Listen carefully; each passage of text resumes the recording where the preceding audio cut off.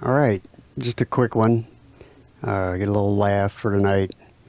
So I was doing this base driver, refoaming it.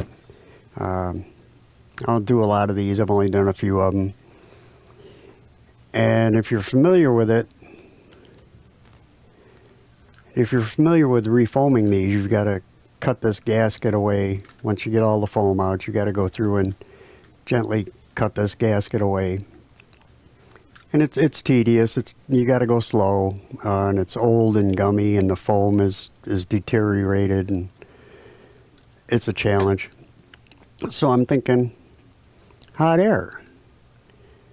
Now I've got an industrial heat gun. It gets as hot as Hades, and it works great. But I didn't want to try and be dealing with this and this edge and this paper with a high temp hot air industrial hot gun. So my thought was rework station, right? Could turn the temp down, go around nice and slow, work my knife around. So I bring it over to the solder bench and I get it set up and I get the hot air station turned on. It's ready to go. And you take it out of the base, fan starts, the heat starts coming up, it beeps, it's up to temperature. So I'm going along and I just start and the fan speed goes up and I look and the temperature's dropping. And I take it away and the fan goes back and the temperature comes up and it beeps again, and I go back in to do it and there goes the fan speeds going up again.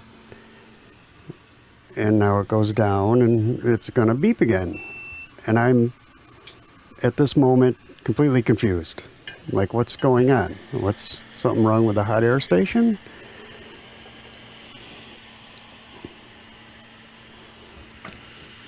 No.